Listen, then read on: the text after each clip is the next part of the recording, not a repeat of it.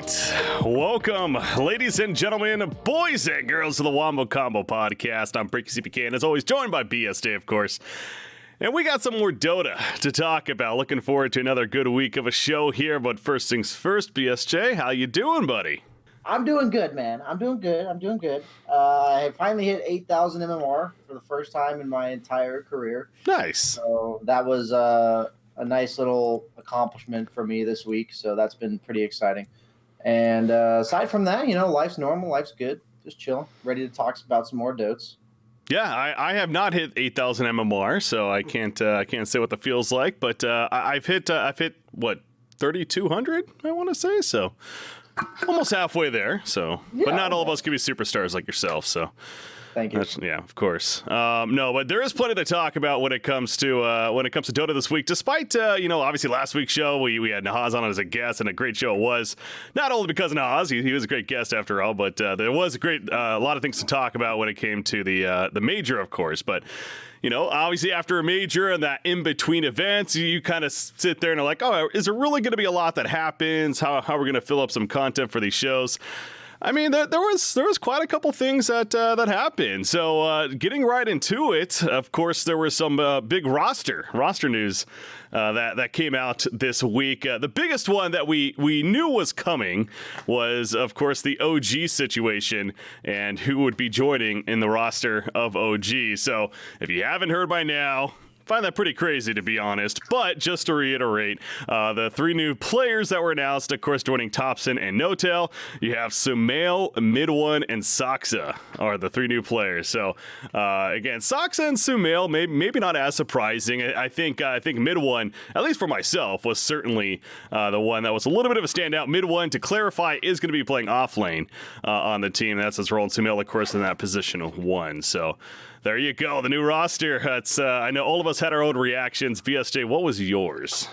I mean, we were finally, with Sumail, we were expecting it. About time that a team picked him up. He was obviously a world-class player for nothing short of a world-class team, so no surprise there. Mid1 being off lane, from the theme of this like off season that turned into roster swaps, it seems like people just want to play with certain players rather than playing a specific position. Like, they'd rather their lineup be ideal than exactly what they want to play. So I think that's exactly what happened with Mid1 here.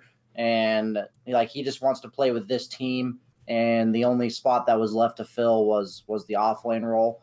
And that just makes sense. So as much as it's like, yeah, players are moving from role to role, I think players are just better, so they can afford to move roles, and they're just good enough to adjust. How will he play out? I think he's an insanely good player, so I think he'll figure it out. But I've also never seen him play anything but mid, so that's going to be very interesting.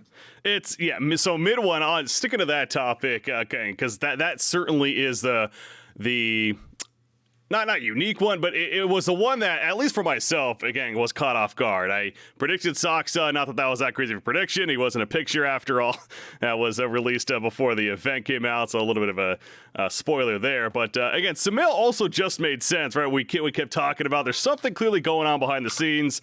Sure enough, it was come to found that he's been just simply in the works with OG. Clearly, he was contacted earlier on in the season about this potentially happening, and that's why it played out as it did. But yeah, Mid1, we knew that he was out there, but where he would end up was a bit of a mystery, and here we are now. So, but going back to the ultimate point, being that he's an off lane, now Mid1's history, if I'm not mistaken, again, obviously an awesome player when it comes to his MMR, personal MMR. A lot of the high-ranked games that he played before he really jumped on him with Team Secret, or was really well known, was he randomed a lot of the time in that mid role, from my understanding. And so this is a guy that clearly has diversity in his portfolio when it comes to playing many, many different heroes. And I think that will shine as far as playing for OG. And this also sets up this other topic and this other idea of, this is a trend we are starting to feel out now, isn't it? Because most notoriously this season, Ramses for EG, a position 1 player that's always really played for the longest time, at least in his relevant pro career, now going to position 3 for a team like EG.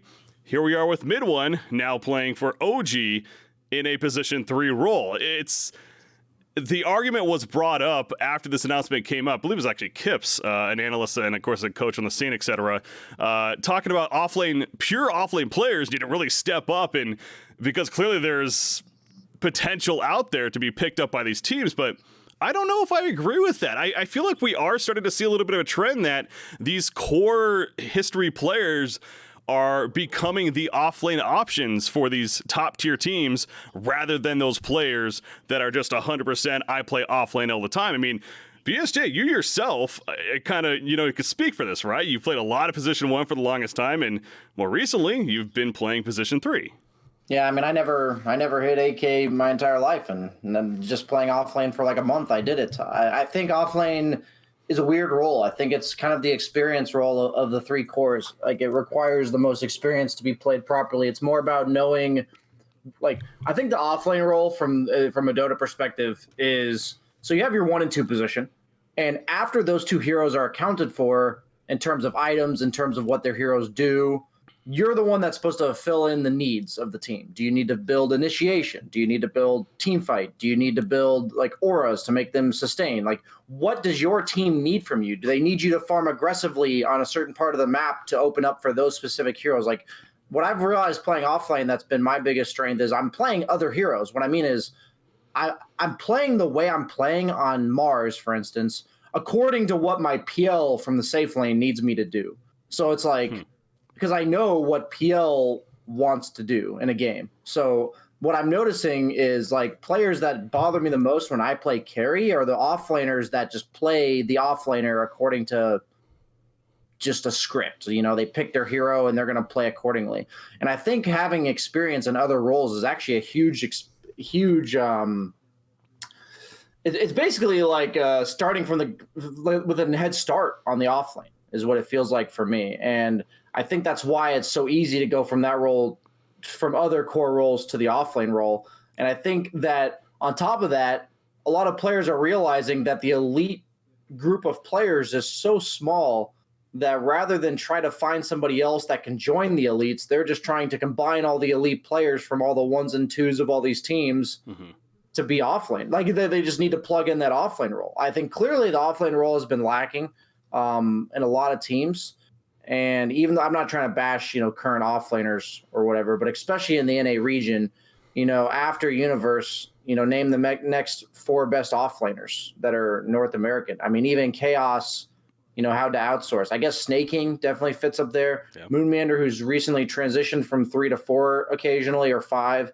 But aside from that, the drop-off is astronomical in terms of any success in competitive. So for me, it just makes sense that the offlane role, from all the reasons I said about how it operates, is becoming this, okay, let's just take other core roles and put them there because they know what their mid laner needs, they know what their safe laner needs, and now all they need to do is be able to play the heroes. And for mid one especially, I don't think that's a problem, as you already mentioned. I mean, isn't he the player in all of his tournaments where he'd play 18 games and have 17 different heroes or something? That was him. Diversity is the name of his game. Absolutely. I think hero pool is the only thing that comes into question when you're moving roles. Is if you've only played the role for a small amount of time and you're competing with offlaners who've played 200-300 games of each hero that you're trying to learn or whatever. That's the only concern. But mid one definitely is one of the most naturally gifted players. And I think naturally gifted Dota players, the only advantage they really gain is that it takes them less time to learn a hero mechanically and conceptually than it does for other players. It doesn't make them like better at the game. It just makes them take less time to learn the same amount of stuff. So for him, I have high hopes for that. And I think Sumail is an insane carry player. I've obviously had the displeasure of playing against it a lot in my North American pubs. Sumail's been playing carry for a long time, and he's clearly very good at it. He really takes his aggressive mid style and puts it in the carry role.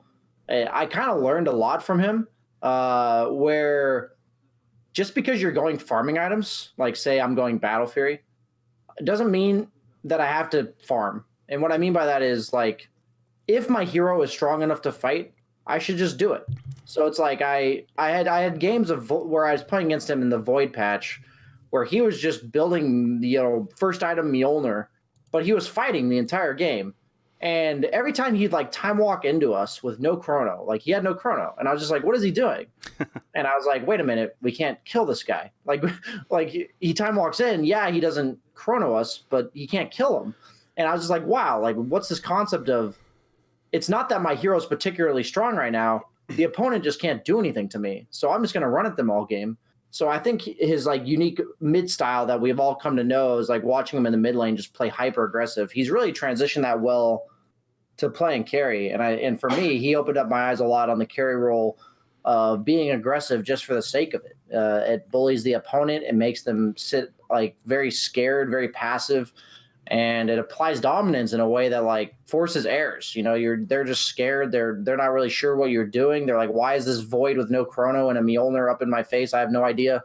But yeah, I mean, I look forward to watching these guys. I talked highly of teams like NIP at the start of the season, and we've had our disappointments for the season, but I have a hard time believing that this team is going to disappoint. If not, at least wait till TI, Yeah, it's still plenty of season left before TI, so of course that's the ultimate goal for a lot of these teams, really all these teams as we know. And yeah, to your point, it's interesting you're saying all that, and it's about the idea of Sumail specifically and how he's this really just aggressive player that knows really well that he can force the issue on all these heroes and what the timings are. Sounds very OG-esque. Of course, that's how that's true. That's how they won these previous TIs, isn't it? And we saw in True Sight for that matter. Which, by the way, I mean, we were planning to talk too much about that, but I'm sure you saw. Holy crap, that was yet again another masterpiece of content. We are so lucky and fortunate that Valve is willing to put in the resources and time to do such content. In my opinion, it is really cool to see the behind the scenes, and again to that. The idea that OG, you could just tell they're all about having fun and pushing the issue and forcing a team like Team Liquid at the time, now Nigma, of course, to make adjustments in a best of 5 grand finals and try to play like them. I mean, that says something about a team like OG. It really does. So, Sumail, of course, it sounds like on paper at least should fit in well. And yeah, it goes without saying, this is a team I wouldn't necessarily say the pressure's on because again, they are still new players playing together, so I'm not expecting them to win these European qualifiers and go into this major and be one of the top teams. But by the time TI rolls around, the expectations should be very high for a team of this makeup here. Yeah, I've had real quick about True Sight. I don't want to go too much into it because I know we have a lot of subjects. I just think that True Sight alone is proof of like what could be if Valve actually invested in content for Dota. Like I think it's just a glimpse of the beauty of content that could come from Dota, and it's almost bittersweet to me to see it because I'm like, wow, if they just put a bit more effort into content for Dota, this is how good it could always be, But either way, I think it's great. But leaving it there, the one thing I want to say is that I've had viewers in the past ask me questions like, can I play the way OG plays? Like Thompson, he's insane. Can I play like that? Can I just run around trying to kill people all game? And my overall response is like, there's a reason why nobody in the past has played like that. It takes 5 people. Like you can't do that with one person not doing that, right? Like if you have 4 people and the 5th person isn't making use of the space, or he's not killing the towers because the opponent's responding elsewhere. If he's not applying pressure himself, then what's effectively happening is you're just killing people without accomplishing anything. That's what's happening. And I think going on your point that Sumail fits well into this team, I think Mid One and Sumail definitely fit the crazy bill that is required to be a part of OG in an effective way. I think people like ILTW were just much more consistent, conservative carry players. And I think that's a big part of why a player like that, despite being individually talented on a team of very good players, it just doesn't work. It just doesn't work. So I do have high hopes for them because that's a good point that you made and kind of reminded me. It does take the 5 crazy people to make what OG does work. And I think that they're core positions. I don't know too much about Soxa in that regard. That's a question mark for me. I have no question that Soxa is a good player, but that kind of goes along with the same thing of, I also knew ILTW was a good player, and that obviously flopped massively. So I'm curious to see how Soxa fits into the entire equation in terms of replacing Jerax, because Jerax is obviously exactly how OG played. He really did fit that bill perfectly. So just curious to see how Soxa fits. Yeah, somebody's even bringing that up in chat. Can he fill Jerax's shoes? And that's almost just not even a fair question in my opinion. I mean, we're talking about one of the best position 4 specific players ever to play Dota. And, Nahaz even said it so well last week in our show that this guy he transcended the position. He really made it his own. And to expect Soxa to just fill Jerax's shoes and all of a sudden become the new Jerax is just not fair. So now with that in mind, again, obviously Soxa is a great player. I think the valid almost like criticism is, does he fit that bill of being willing and able to go crazy mode with the team? Because it seems like we have the history with, like you're talking about with Sumail and especially mid one, that we have that knowledge there. But Soxa is going to be the interesting one. Not to put it all on him, but certainly these 3-player announcements were big, as you would expect for a 2-time TI champion team back-to-back. And with a third one certainly in the sights for No-Till and Thompson specifically. The one last fact on this team before we do move on is, and many have talked about it, but isn't it something that 4 of these 5 players are mid players, or at least have played it in their history? I mean, even No-Till, of course, comes from that mid role, but especially mid one and Sumail more recently. The fact that they have that going for them is an interesting concept, but kind of goes back to that whole core argument, and sometimes that may be for the better, as long as they're willing to change their position and willing to make that sacrifice almost to an extent. So No-Till was an insane mid in Han, somebody says. Yes, he was. He played a great Rasta, or Polywog Priest, as it was called in the game. All right. Yeah.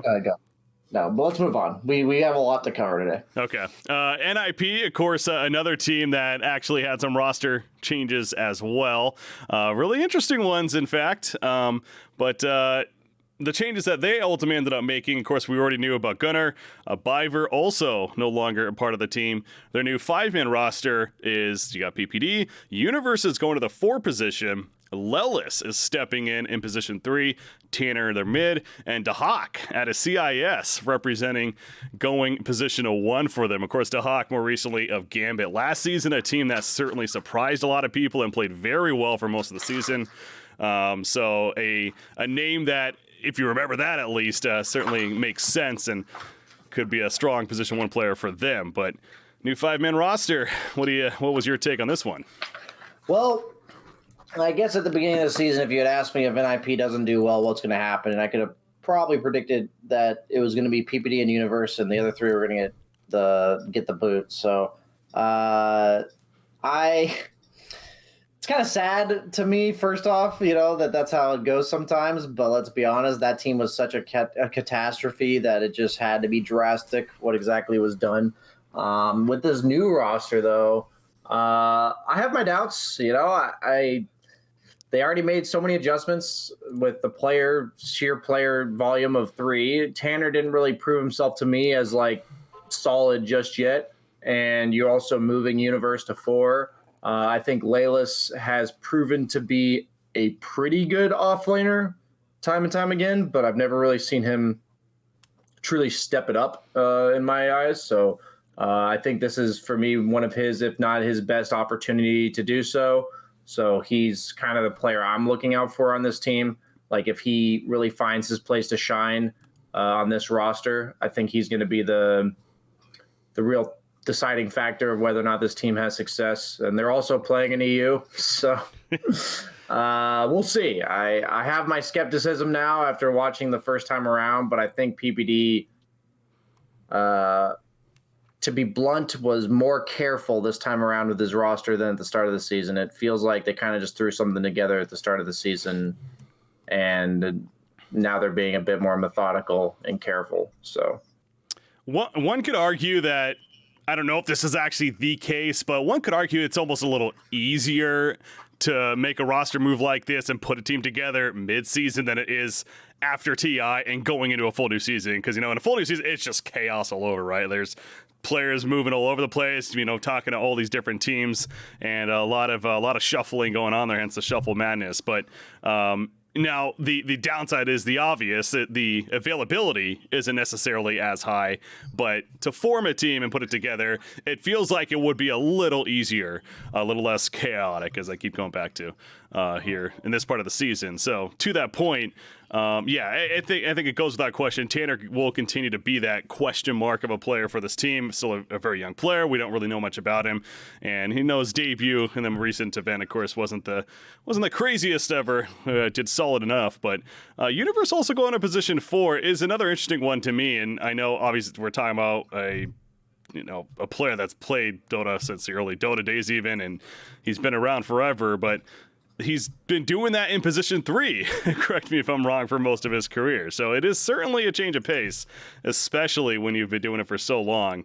And you gotta wonder, how is he gonna fit in as far as position 4 goes? But the experience is definitely there, mixed with this skill. That's what these PPD teams seem to bring to the table, year in and year out, at least. So yet another example of that. But yeah, the one other point I want to go a little bit further into that you touched on was the fact that they're in the European region. And, we'd mentioned that when they announced the whole roster change in the first place, but taking a little bit deeper look into it and kind of realizing it's kind of how fair is it? The idea that they started in Europe the first cycle, they got to go to North America qualifiers the previous cycle, and now here they are back in the European qualifiers. We've had instances in the past in previous seasons where Valve has explicitly told teams they cannot play and bounce around regions, yet for whatever reason NIP this season has been given that opportunity to bounce around regions almost at will, it feels like. And it kind of goes back to the ultimate problem that there isn't this overseer from Valve or this commissioner of sorts that, is putting the fist down and be like, no, this is the move and you have to stick to this ruling. It seems very willy-nilly a lot of the time, and I think this is unfortunately another example of that. Love PPD, but it seems like he keeps kind of getting around the system somehow, and here they are back in Europe, which... one could argue is obviously it's much tougher, and they know that, than it is to NA, but their ultimate logic is that they're preparing for TI. So they want to play against this great competition. So that makes sense. And in a sense, it's almost harmful for them to play in the Cycle 3 European region when it would be quote unquote easier to play in the NA region. But I still feel like it's worth the debate and worth addressing that it just doesn't seem fair. Yeah, I agree. I think as a segue, really the only thing I have to say about it is it seems like next season they are doing stuff to address this, like a soft roster lock type of, or like region lock type of scenario. So I don't really have much else to say other than I agree it is unfair that a team can just do that kind of on a whim. But I also think that next season it seems like they're addressing it, and I'm curious to see how it plays out with that. So if we want to move on to that subject and kind of use that as a segue, that'd be great for me. I'm just going to open up this article to make sure I don't miss the core points. I remember there being a soft region lock on the new Valve system that's going to be coming out. What I was confused about, and I genuinely, is it a rumor or is it confirmed that this is happening? Yeah, I realized I had the wrong link there. There was actually, so it's not 100% confirmed. It was I don't even want to call it a leak necessarily. It was just from sources, a post on Liquid Dota was actually posted concerning what was discussed at this meeting that we heard about, not only some top talent being there as far as even commentators, as well as representatives from a lot of the top tier teams went to the Valve headquarters in Seattle and they discussed the next season. And after that, then this is the post that came as a result of it with said sources. So it's not like an official post. We don't know 100% everything that's going to be in it. It's more of these are some talking points and what the believed next season is going to be like. I see. Basically what the idea was is that there's going to be like a tier 2 and a tier 1 league, and there's going to be no more minors. and there's going to be a major where if you make it like top 2 from tier 2, you go to tier 1. Mm-hmm. And I believe if you get top 2 from the tier 1 league, you make it to the major, something like that. So they're basically leagues is what the proposed idea is. And is if you swap regions, you're forced to start over. Like you're forced to go back to tier 2 league from the like open qualifier. Like the open qualifier feeds into the bottom league. And I like this overall system that promotes there's less major tournaments, so teams aren't going to go through that ridiculous grind that people have been complaining about. I think that's a big issue. Yep. But then I also think it's an issue, we've talked about this in previous episodes, so I'll be brief, that, we want teams to have to qualify, but there has to be a balance. I don't think the team that won the previous major should have to qualify for the next major. I just think that's a load of baloney. Like, I think if you win the major, you should have to do poorly at the next major to be out of the major. Like, why should Secret have to go back 2 weeks later and prove themselves again to be worthy of going to a major? They just won, quite convincingly. So I think that it also would dictate the regions better in terms of rather than having, this region gets 3 invites, this region gets 2, whatever, you just give every region, 2 invites and keep the top 4 from the last just some example of that where we're not promoting, it's not up to a judgment call anymore. If 3 Chinese teams made top 6 or top 5 or whatever, then 5 Chinese teams are going to the next major. That's just proof that region is better. But obviously you still have to have that bottom line where regions like North America, South America, the weaker regions will have 2 slots anyways, because then otherwise you're limiting their chance for growth, in my opinion. So all those things considered, I just hope that this kind of shenanigans coming out from NIP, I'm not even like mad at them. They're just kind of abusing a system that's abusable. I hope it's not I hope it's not doable anymore. Yeah, you can't be mad at NIP. I agree there. It's again mad at the system and the idea of these loopholes being there in the first place, and so clearly something needs to be said and done to prevent it from happening. And so yeah, as you're mentioning, they're at least attempting to not only address that, but the tier 2 scene, and we've talked about that many times. The idea of helping develop it, and this is at least a step in that direction. The idea that, as you mentioned, no minors, 3 majors. To your point about having the team that will even won or even a top placement in the previous major being invited to the next major, I would tend to agree with you if it was this season was still 5 majors and the 5 minors even in place. But the fact that we're going down to that now even 3 majors next season, I don't know if I see that as viable still, because you're talking about whatever, even just 1 or the top 4 teams win the first major, they're just automatically going to go on to that next major, and that's 2/3 of the season that they've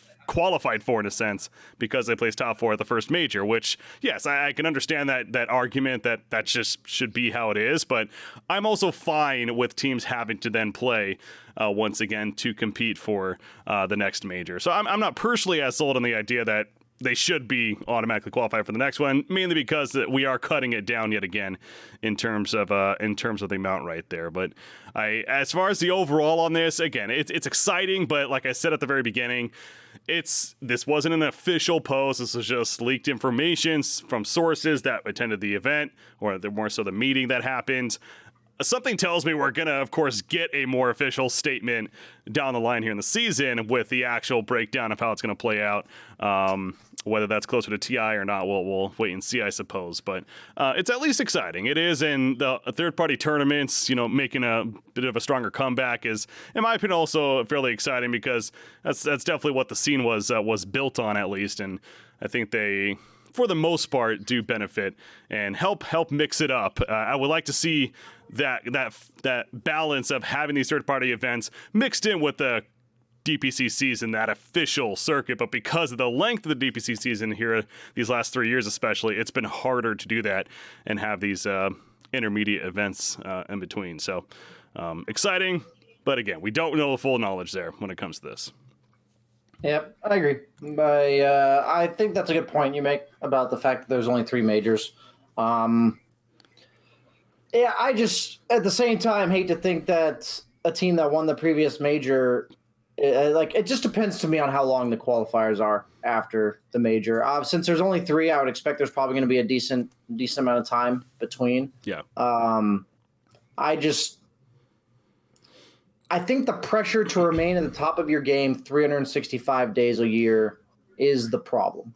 So if that's addressed, I don't really care how it's addressed. If that means that they get, 2 months between one major and the next qualifier, such that, they can take 2 weeks off and then go back and work 6 weeks really hard, then I can get behind that, that they have to qualify for every single major. That's just my concern, because I think it does hurt the quality of competitive Dota 2 games for people to have to be on top of their game 365 days a year. That's my problem. So as long as that's addressed, and I think you make a good point about the fact that there's going to be much larger space between majors, I'm good with that. Well, to be fair, it matters how these leagues play out, right? Like, we don't know the length of these leagues, and maybe the leagues are going to be, in between, of course, the majors, you'd figure, and then how much that time are the leagues taking up? Is it going to be like 3 matches a week? Is it going to be, that's all up in the air still. That's why I go back to, we are going to have to wait and see what information more comes out, rather than just the very base of what's happening. But yet again, it's good to see a step in the right direction, I think, is we're both in agreement with, and it seems like the general reaction has been that way as well when it comes to the DPC. So willing to make some decent changes yet again. Here we are in what it'll be the fourth season, the fourth official DPC season next year, as we're in the third one currently. So still young in a lot of ways, and still willing to change, which is good. That information coming out, so worth at least discussing there. Now, back to this season, of course, the next event, the next cycle of events, really, we got our major qualifiers going to be starting up here. In fact, this weekend. This weekend, they start with the open qualifiers, and then into next week, of course, the regional qualifiers will be taking place. So ESL Los Angeles 2020, it's pretty cool to see that. Still happy that we got an NA LAN this year in LA. I know, finally, right? And your pub game's going to be great during that time. We've talked about that as well. So extra excitement there. I just hope the teams decide to boot camp like 4 weeks ahead of time, so that the pubs are good for like a month. That'd be nice. Yeah. Now, I can dream. Only I'm going through here, and I don't believe. Okay, so just about every region, actually. NA and SA have not been announced yet, but we know the close qualifier teams for the other 4 regions that'll be playing in the event. So again, there's not a lot of previewing to do here necessarily. As our next week's podcast, we'll start talking about results even from it. But a couple of storylines is one in the European region. I do find it interesting that there's a couple of teams in there. One we've already mentioned about NIP and their situation, but that's done. There's a team like Viking.gg. They're one of the direct invites, yet looking at the roster, it's a completely different roster other than, maybe one player? If that?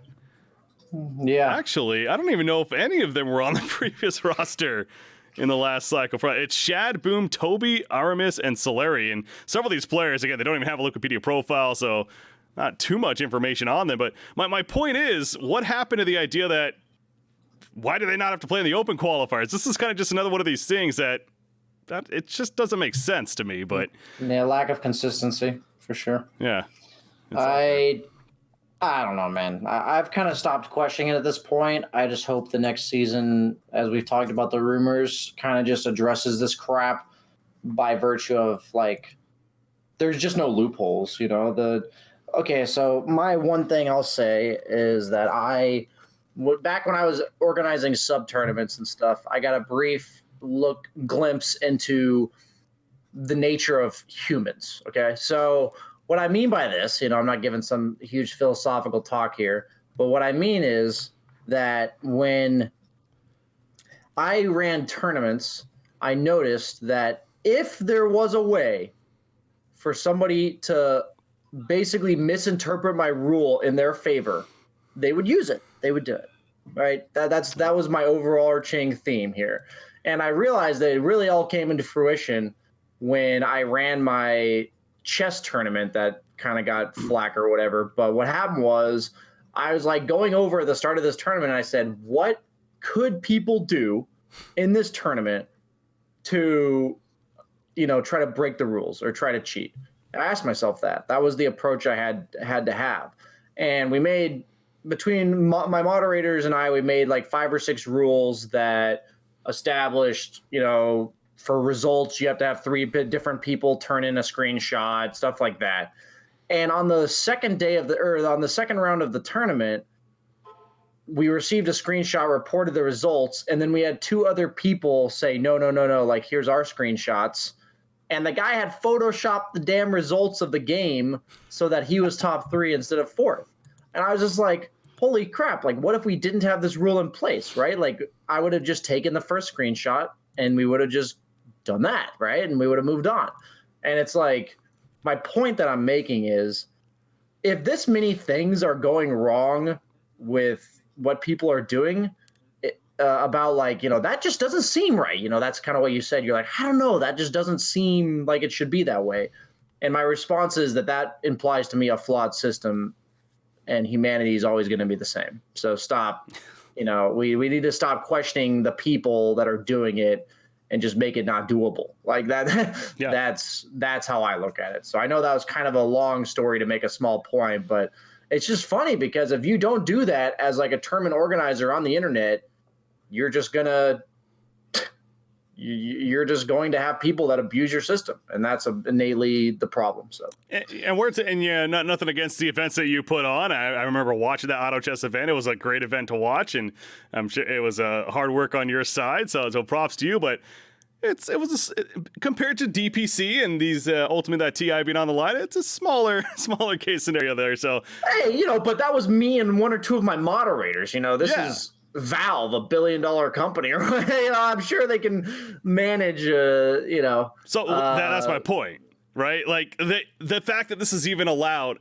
Like, do they not have checks and balances? Like, do they not have? I mean, we know they really don't have, at least publicly, a commissioner of sorts that's their job, is looking for these situations. Because I don't expect. I'm not saying this should never happen in the first place, and it shouldn't be allowed to leak through, at least for the initial invites or whatever. But why is nobody at Valve sitting there going like, how did I find this? And no one at Valve sitting there going like, okay, this team is literally 4, maybe 5 different players, yet we're still just inviting them and not having them go. Yet LGD has to play in the open qualifiers. Yet OG has to play in the open qualifiers. Like, they just want 2 TIs. Let's just make them play in the open qualifiers. But Viking GG, new roster.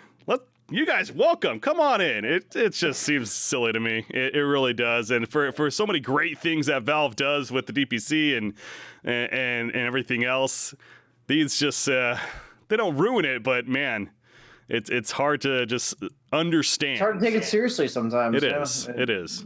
I agree. Okay, there's my rant on that. Well, anyways, so to that point, again, OG and LGD, that's a reminder. They are both having to play in the open qualifiers. RIP to the teams that have to play, OG especially. LGD, hey, they lost last cycle in the open qualifiers. Let's see what happens, but good luck. How funny would it be if somehow they lost again in the open qualifiers and then they got like 6th at the last major, and then they just don't qualify directly to TI and then like lose in the close? Like, how crazy would that be, right? Like, that would be, mark my words, if that somehow happens, that this is the day I talked about it. So, hey, we did not see that coming last cycle, and LGD definitely shocked the world there. So, all right, we keep saying that, hell, the team that beat them, that I don't even know who it was. No one even talks about that team, but I don't even think the team that beat them actually got out of the open qualifiers. I think they ended up losing later on anyways. Yikes. Yeah. Yeah, right. I might be wrong on that, but point is they both have to play in the open qualifiers because great system here. So, we don't know NA and SA yet, but yeah, so not much else to really go over here. We'll start going over the results come next week, of course. And by a couple of weeks from now, we'll know teams at the major. That'll be taking place for Cycle 3. Going back a little bit, I actually forgot, when we're talking about the roster news, one we did look over, meant to bring up, is Cloud9. Cloud9 is back in Dota 2, by the way. They're making a comeback yet again. An organization that's, of course, pretty big in esports, and they've been involved in Dota 2 several times with different rosters. Never forget Sing Sing. Yep, Sing Sing. You got, of course, Eternal Envy's had history with them and crew. So now we're looking at the new one of you got Pylai Die, Flea, Misery, and then VT Faded as well as Skem is their official new roster right here. So Misery back in that leadership role at playing position 3, by the way. So that's also interesting off the bat. But VT Faded, a great core player. More recently has definitely been up and coming. So excited to see him. And then Skem in that position 1. So a mix of Southeast Asia and really just flair from all over the world. That's playing out right here. And I wanted to confirm something on them real quick. Let me pull up their announcement. The team will be playing in the Southeast. So yeah, they're going to be playing in the SEA qualifiers here coming up, but they'll be representing North America in the future events is what they say in their statement. Interesting. So, yeah, they will have to play open qualifiers. So another team they'll have to go through that, but they're going SEA at least for this cycle. Yeah. I mean, just another one of those teams that, to me, I just have a healthy amount of skepticism towards. Other than really Misery, I love my boy Flea. I've played on teams with him before, and players like Skim, they've been stuck in the tier 3, bottom of tier 2 for a long time, and I always think there's a reason for it for every player. Whatever that reason is always a bit different, but all that means to me is they have something to prove. Just because they've proven themselves as good players isn't enough nowadays. You know, you can have the players of the world like them, or you can have the Thompsons, you know, the players that just are meant to be professional, you know, all-star level players. So we'll just have to see. It's a roster of a bunch of question marks for me. Mm-hmm. And that, to me, it just means that I always root for the players like that, especially players like Flea that I've played with before and I think are good guys and, you know, the type that I would root for. But aside from that, you know, I don't want to get my hopes up. That's all it really is. Yeah. Okay, I do have a clarification to make on it was actually brought up on the Viking.gg team specifically. I guess I was looking at it wrong. I was looking at the previous roster, and apparently this is a roster that they actually were using in the previous cycle as well, minus one player. Tanner was actually on this team before moving over to NIP. Oh. Boom replacing him as a new position too. So, okay, I misspoke there. So never mind that argument there. Not necessarily holding up. But damn it, still, Valve needs to be better now. Yeah, the argument still applies, even if it doesn't exactly in that case, yeah. work in this example, yeah. All right, anyway, so yeah, back to Cloud9. Again, this is out of these roster announcements that we had, it's kind of like, if you had to make a tier list, maybe the least expected to do very well, especially off the bat. Even when they come to NA, if that ultimately is their plan, I don't necessarily think that they're just going to step in NA and, you know, be a dominant team by any means. So, yeah, team with potential. Like I said, some young core player, especially in VT Faded, but we'll see how they're able to perform.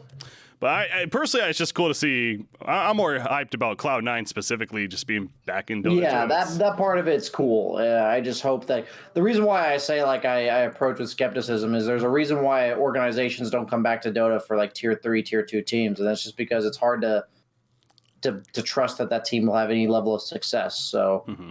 I hear this Cloud9 thing, and I just almost hope this team has some semblance of success, just so organizations are more inclined to come back to Dota, because a lot of them have kind of just given up.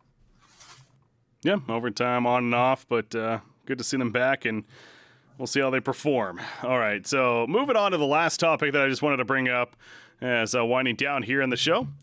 We got the ESL. Again, they announced going into the season that they're going to be doing their official pro rankings that they'll even use to help their own tournaments that they run. But always fun. This is just fun talking points to go over. And they just announced their pro rankings for after the last major that took place.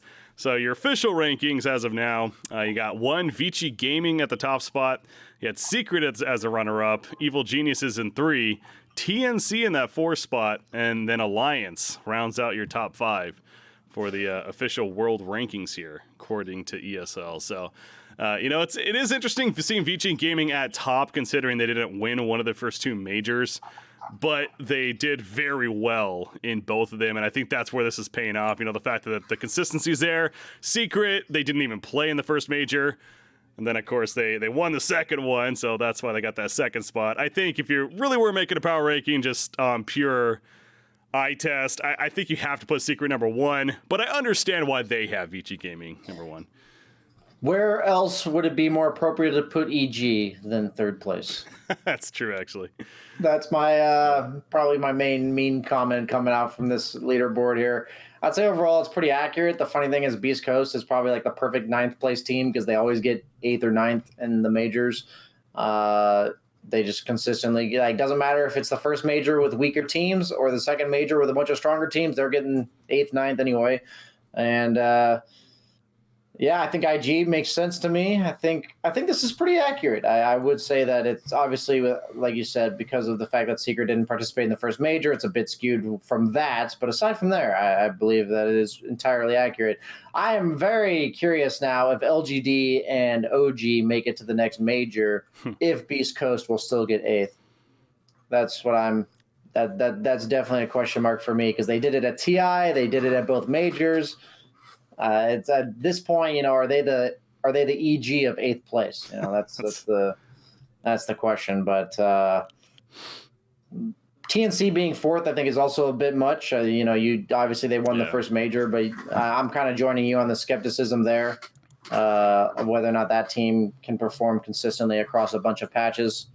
So Gambit maybe also a little bit of a question mark. I think I would rate Team Liquid higher than Gambit, but aside from that, these are fun, but it's all just arbitrary at that point.